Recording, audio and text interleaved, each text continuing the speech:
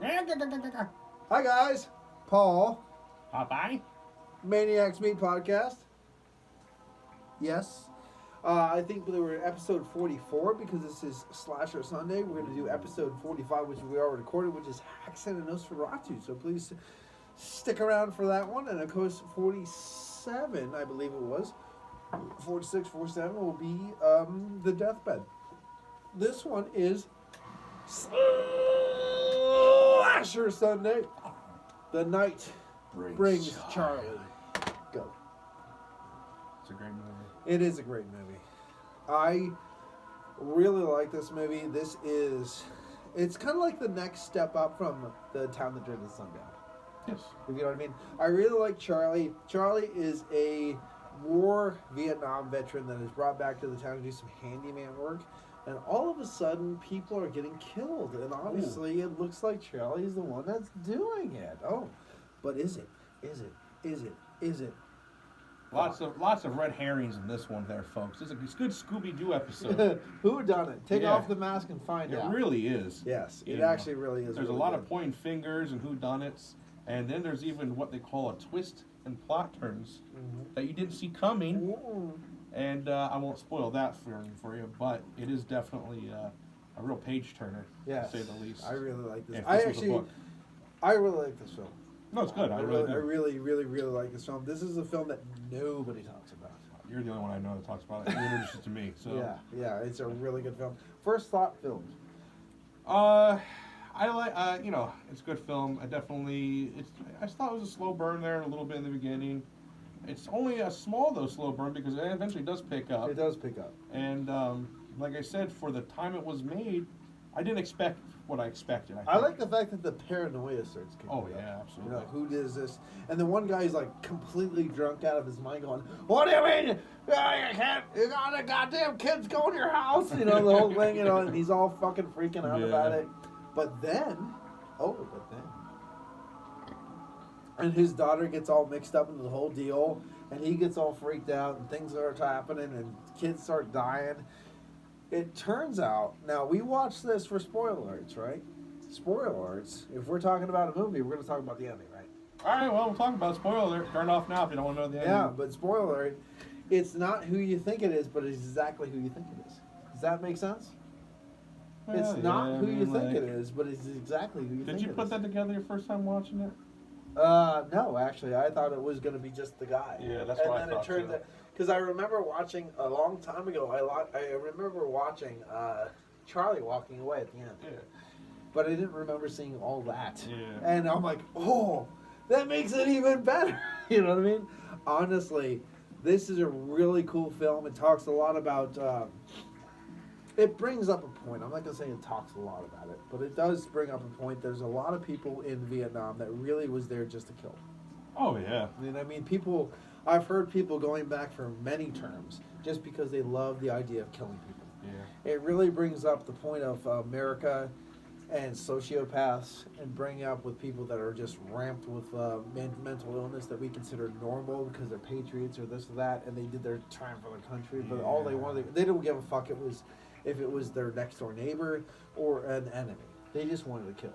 You know what I mean? So it does bring up points like that. And you know what? For like 1980, like 1970, it was early 80s, like late 70s.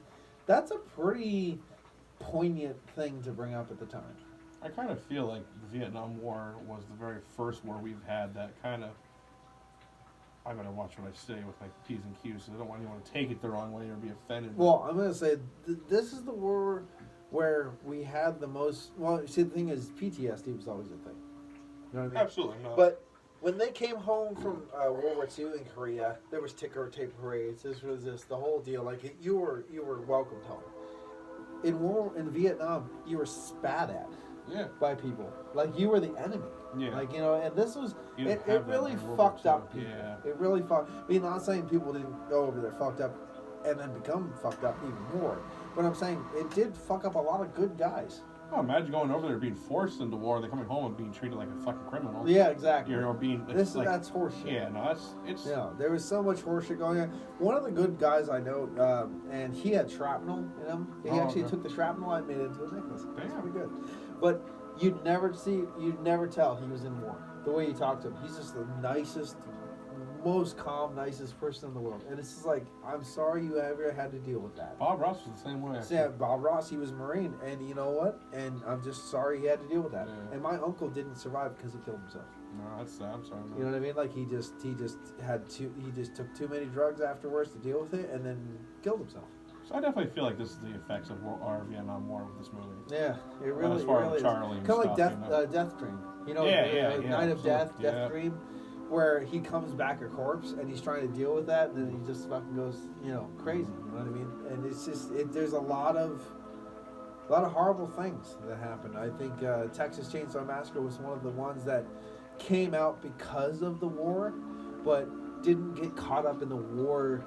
Would you think? Talk. Yeah. Would You you know what I think mean? the war is a pinnacle point in humanity, especially for Americans, If as you far look at- as media? If you look at movies, 1974, what happened in 1974, everything changed. music, it did. It really did. It really In did. 1974, it kind of everything, because in 1968, Tom Salvini and stuff couldn't be in Night of the Living Dead.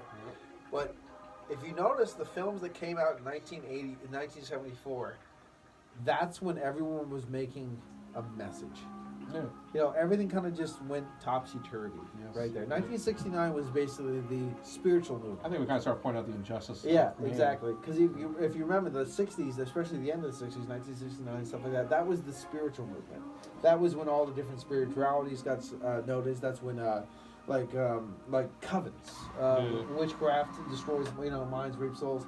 That's when that came out. But 74 was the time when Texas Chainsaw Massacre came out. A lot of different horror films came out, and they were fueled by the conflicts within. So I think that was a pivotal point, and if that didn't happen, I think film would be a lot different. I think you're Honestly. Right. You think about it, actually, film is a reflection of what's going on. Oh, what's going on in the You perfect think about time. the Cold War, Yeah. the threat looming of nuclear war. Yeah. I mean, you had a lot of movies involved, like nuclear radiation, a lot of aliens, different monsters coming out in the Yep. 60s and stuff like that. Yeah, absolutely. And even today, I think even filmmakers, horror filmmakers today, they either go for cheap exploitationism with tits and whatever, or they have something to say. It might be very mingled, but there's still something they have to say. You know what I mean? I think that's the thing, is it's a format where everyone wants to speak their mind politically. Yes, And I do believe that horror people in the 70s took that to the real extreme. they did. They really did. Yes, absolutely. And I think The Night Bring Charlie does definitely show that. I don't want to say too much because I don't want to give spoilers. I want people to watch this film because I think a lot of people who, not a lot, but I think there's some people who have not watched this film, which is on YouTube, by the way, that have not watched this film, and this might pique their interest. Definitely watch this film. It's a really, really good. I really like the artwork. I really like the filmography. I really like the kills. I really like it. I kind of like. It's one of those. I will compare this film again, and it's a little bit, obviously older, or newer. But The Town That Dreaded Sundown. It's such a that is a great film. Definitely has a lot of. We need to do that. So we haven't done The Town That Dreaded Sundown in this film. I like But- that idea. But this film reminds me a lot of The Town That Dreaded Sundown. Do you feel that's apropos? Yeah, definitely has a lot of the feel to And it. I like both. I really do. I really like both. And I like the fact that it ends on like a sour note. Yeah. If you know what I mean. And I won't say what sour note that is. The sourness. I really want you to watch this Taste film. it. But the thing is, it's not sour to us though, is it? No. It's happy. Well, no, I know, it's not sour to us. We know it's sour though. Yeah, we know it's sour, but it's So- not sour. And honestly, what do you think? Night Brings Charlie, first time watch? It was my. Oh no, I watched it in the second round. Oh, second round. Yeah, second you let me round, borrow it a second while round. ago. Yeah. I think before we even had the podcast, let me watch Really? it. Yeah. Yeah. So we're going back a little bit. Oh no, I remember giving it to you because you Yeah. had to watch this Yeah. because you were like, no, I never watched it. I'm like, Yeah. oh, give Yeah, I it. know you're like, you need to take And it I home. gave you like 10 films. It's like, here, Yeah. watch all this shit. Watch these. Watch this. This is a great fucking film. And when I first watched this, I had no idea what was going on, and I was just blown away. Yeah, I watched it. First time watching it, I was into it like, oh, this is your typical slasher film. But then when the twists start happening, Yeah. I go, okay. Now we're introducing something that's not typically done for the time. It's one of those films where I got done watching it and I go, why didn't I watch this when I was 12 or whatever? Like, God damn it! It's one of those ones that complete your life. That slid under the radar with so Yeah, many people. it Like, really I've did. never seen this movie. Like, Yeah. I think I was a militant movie buff as a child and as a teenager. Every weekend we were renting horror movies, and we would start at one end and go all the way down and rewatch it. And I never saw this movie. Yeah. You know, this is the first time watching it. When you introduced it to me, it just doesn't. It slid under everyone's radar. Yeah. Definitely a good movie. What do you think? What do you give it? So out of a hardcore horror fan, I give that. I'd say an 8 out of 10. Yeah. You know, and then Yeah. for an average horror film goer, I'd say a 6 out of 10. You know, because it has a lot of elements to keep you entertained. Right. The plot twist alone will keep you going. What It really the fuck happened? There's a lot of red herrings. It's alive. What? It's alive. It's coming there. Once they start building it, you notice the plot keeps twisting and it keeps you motivated. It keeps you in the right. Did you notice too? Right before you go, you know what? Fuck this film.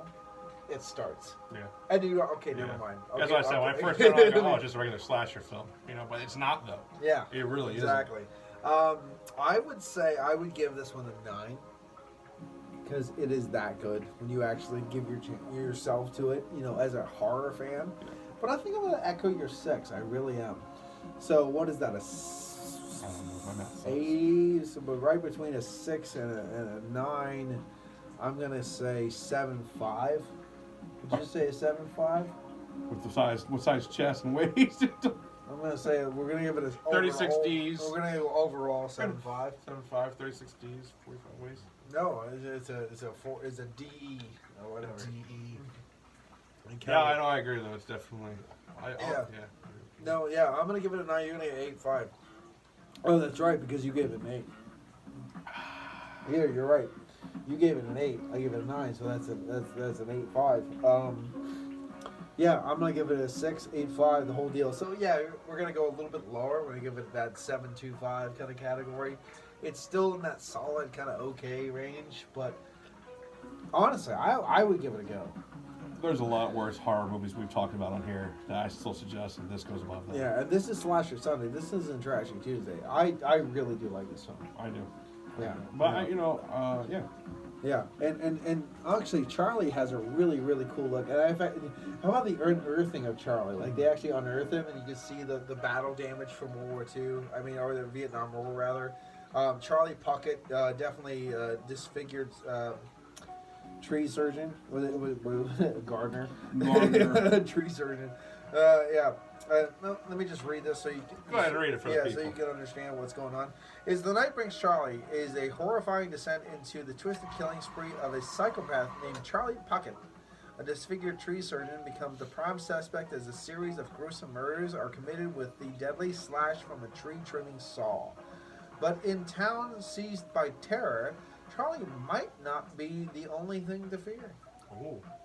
You know what I mean? It kind of keeps you on that little bit of What if Charlie's the killer? What else is there to fear? Yeah. So maybe Charlie isn't the killer. Oh. Or maybe there's more than one. Or maybe there's a dinosaur. Oh, or a UFO. Tammy the T-Rex. Or maybe there's an alien. So, You be the judge. You gotta watch and see. Oh yeah, because believe me, it's a nice little twisty of